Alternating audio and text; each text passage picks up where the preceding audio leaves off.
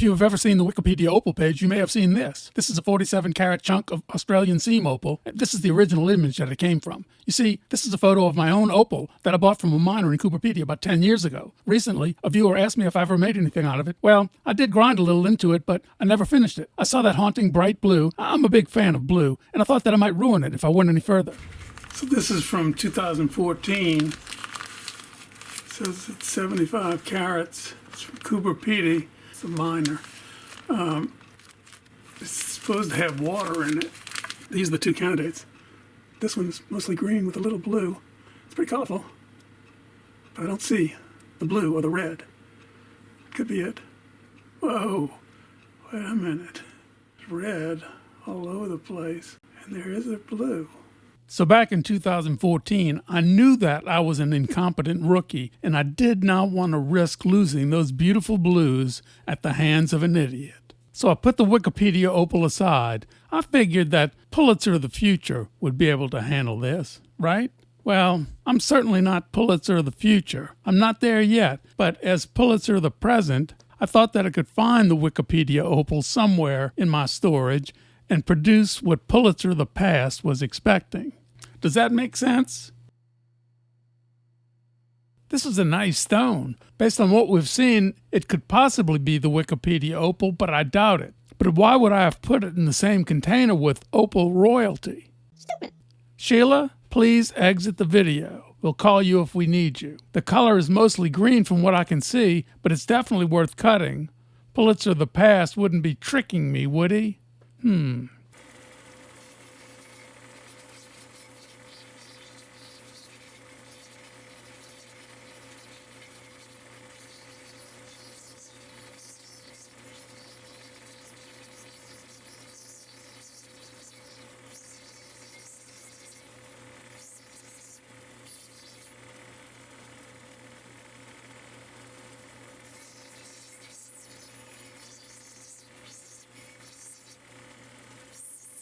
The back of this stone is showing through to the front as dark brown blobs.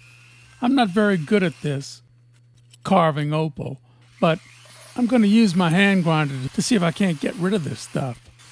It's unsightly. This is 29.89 carats of seam opal.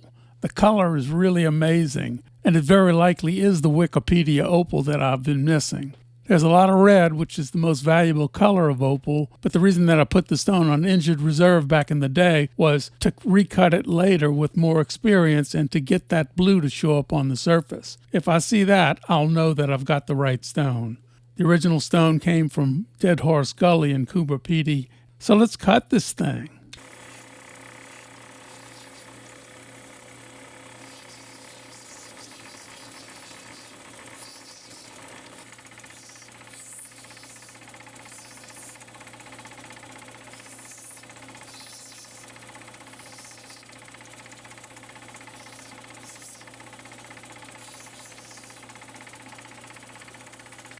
Do you see that glow?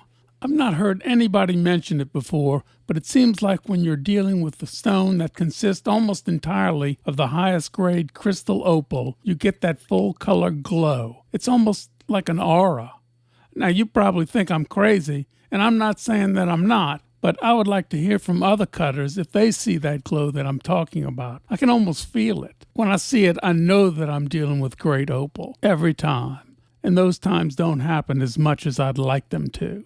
Now this is the B-side. It's got great quality and color, lots of reds. It's somewhat on the semi-crystal side, but what we see of the other side leads me to believe that what we are looking for may be close.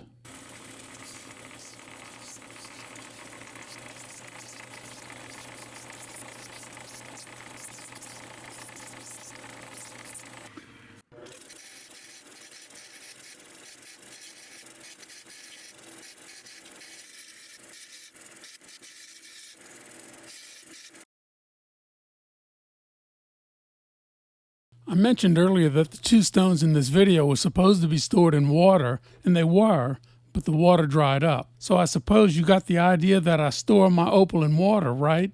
Wrong. Not all opal, only non-hydrophane opals, Australian and Brazilian opals. I store all of my Australian opals in water, including rough opal, cut opal, and even opal jewelry. But why? Well, I hate to be the one to break it to you, but somebody does. It's because all opal can crack. Ethiopian opal has a reputation for cracking, but why does Australian opal need to be stored in water?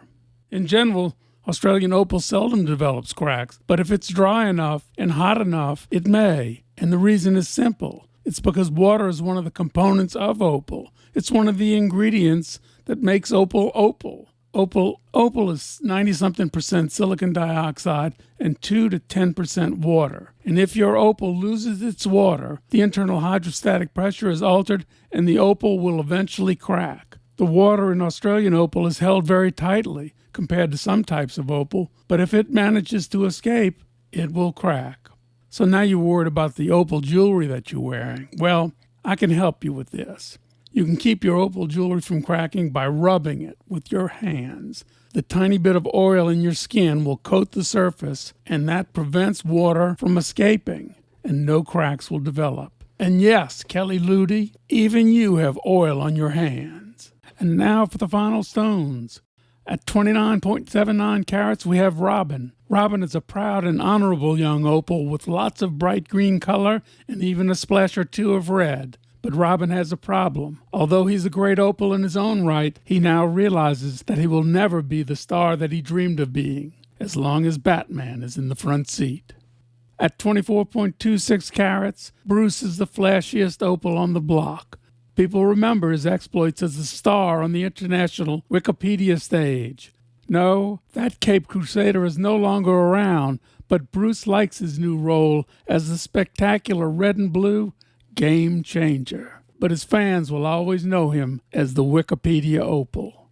The Tucson Gem and Mineral Show begins this week in, Tucson. If you're there, I recommend that you visit Adam Sawicki of ASO Opals at the 22nd Street Show. Adam sells a lot of great opal, and he says that he sells most opal at gem shows. He will be in booth D42 starting Thursday.